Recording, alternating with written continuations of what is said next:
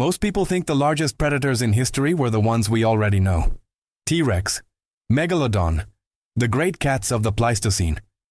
But there's a chapter in Earth's story that almost went in a completely different direction.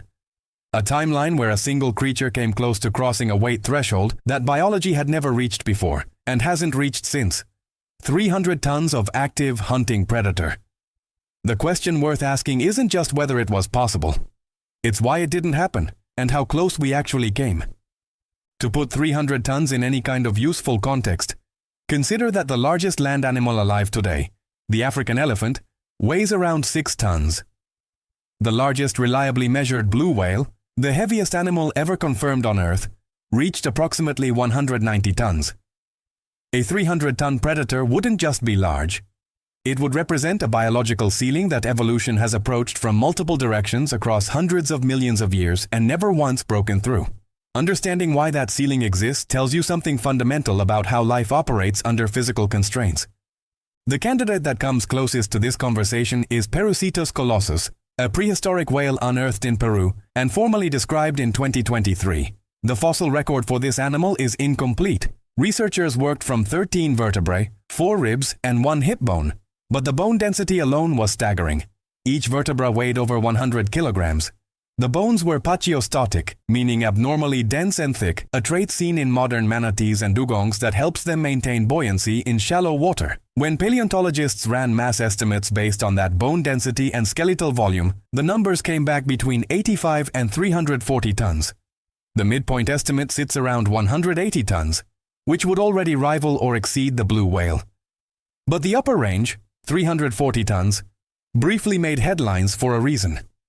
Here's where it gets more complicated and more interesting. Perucetus lived around 38 to 40 million years ago during the Eocene epoch. At that time, whales were still relatively early in their evolutionary transition from land-dwelling ancestors to fully aquatic animals. Perucetus wasn't a sleek, fast ocean predator. The evidence suggests it was a slow-moving, shallow-water animal, possibly a grazer or bottom feeder, built more like a living submarine ballast tank than an active hunter. Its limb bones show reduced foreflippers, and the overall skeletal structure doesn't suggest speed or pursuit predation. So even at the high end of the weight estimates, this wasn't a predator bearing down on prey at speed. It was something stranger and more passive. But that distinction raises a question the fossil record can't fully answer yet. Was Perucetus a biological experiment that simply didn't continue? Or was it a preview of something that the ocean's conditions at the time couldn't sustain long enough to develop further? The Eocene oceans were warm and rich, but the prey ecosystems that would later support giant active predators hadn't fully developed. There were no massive baleen whale populations yet. The food webs that make extreme body size sustainable in modern oceans were still being assembled. This is the pattern that keeps appearing when you study the upper limits of animal size across geological time. Extreme size doesn't emerge in a vacuum. It emerges when 3 things align: an environment with sufficient food density, a body plan that can mechanically support the mass, and enough evolutionary time for the adaptations to accumulate. Remove any one of those 3 conditions, and the trajectory toward gigantism stalls. Perucetus appeared to have the body plan and possibly the environment, but it arrived at a moment when the food architecture wasn't yet in place to push the design further. The mechanical constraints are worth understanding on their own terms. A 300-ton active predator faces problems that scale in ways that aren't immediately obvious. Bone strength scales with cross-sectional area, but body mass scales with volume. Double the linear dimensions of an animal and its mass increases 8-fold, while bone strength only quadruples.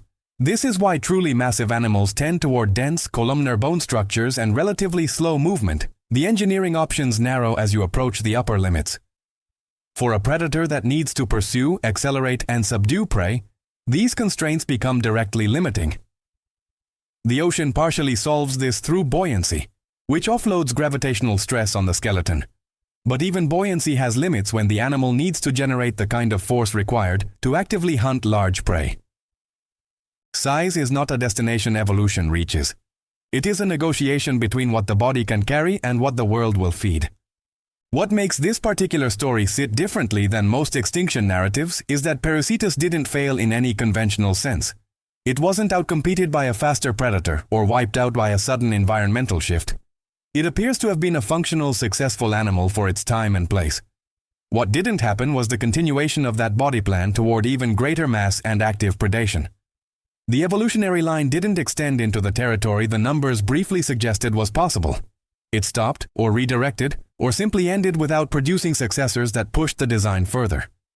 We don't have enough of the fossil record to say with certainty what Perucetus was eating, how it moved through the water column, or whether it had any descendants that carried forward its extreme bone density.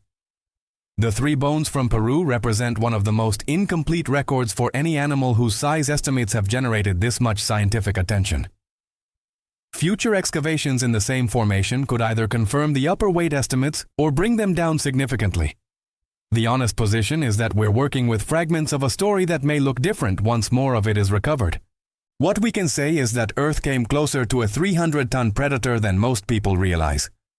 And that the gap between what almost happened and what actually happened isn't explained by catastrophe or competition. It's explained by timing. The body plan existed. The ocean was warm and resource-rich, but the specific ecological conditions that would have made extreme active predation at that scale viable hadn't yet assembled themselves into the right configuration.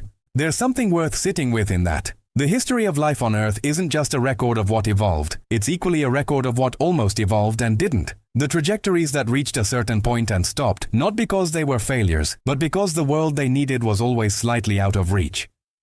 Perucetus colossus got within range of a biological threshold that no animal before or since has crossed.